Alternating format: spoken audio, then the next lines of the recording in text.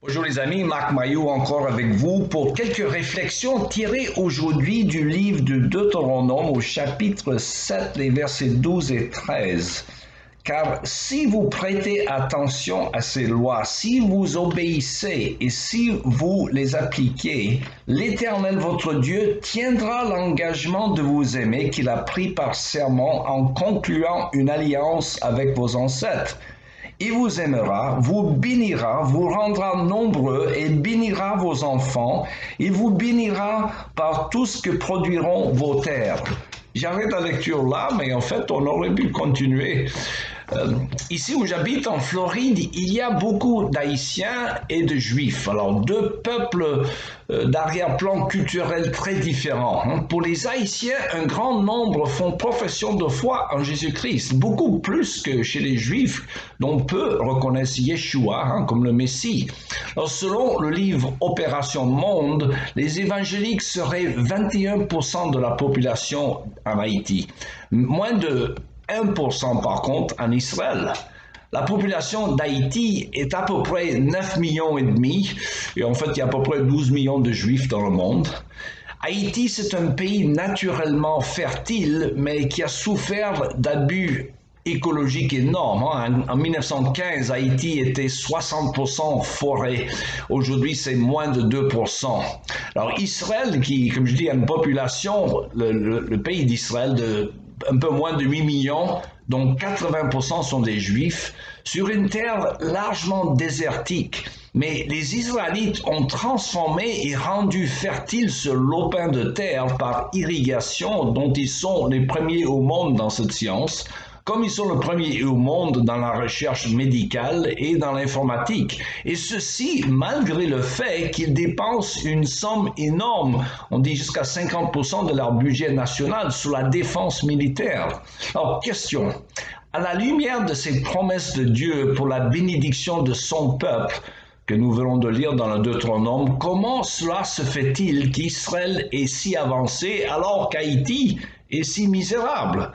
Comment peut-on expliquer que les Juifs, en 72 ans depuis 1948, ont transformé leur pays désertique en un îlot de prospérité dans une mer de sous-développement musulman, alors qu'Haïti, où beaucoup de gens prétendent être chrétiens, qui était autrefois une superpuissance en quelque sorte au XVIIIe siècle, Haïti continue à vivoter dans la saleté et le sous-développement avec presque 75% de son peuple illettré.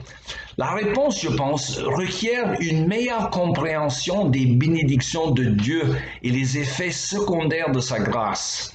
En Deutéronome chapitre 5 verset 9, le Seigneur affirme qu'il visite l'iniquité des pères sur les fils jusqu'à la 3e génération et même la 4e génération de ceux qui le haïssent.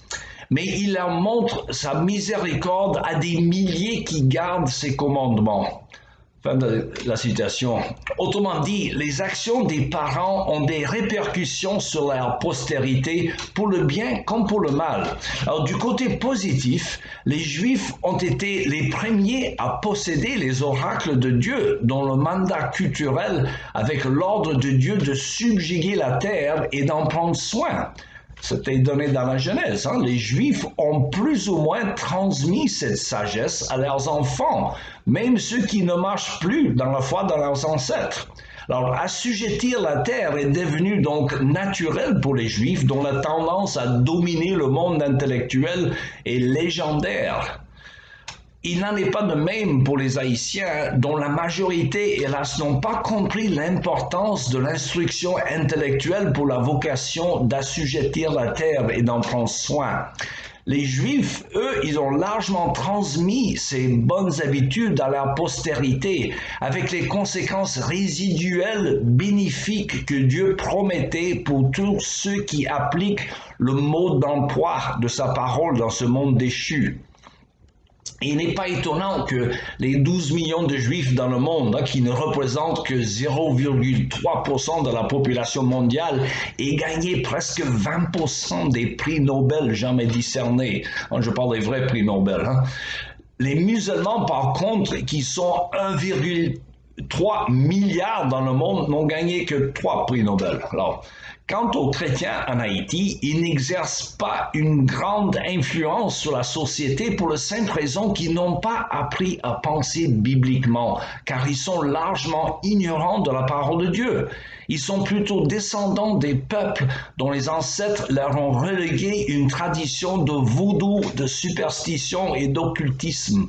Et en fait, l'origine de la révolution haïtienne pour chasser les esclavagistes français a commencé par une cérémonie vaudou, le célèbre cérémonie du bois Caïman, en août 1991, lorsque le pays fut consacré à l'ennemi du Dieu français, à savoir Satan. Or, cette cérémonie est répétée régulièrement par de nombreux pratiquants de vaudou chaque année. On ne se moque pas de Dieu, mes amis, avec impunité.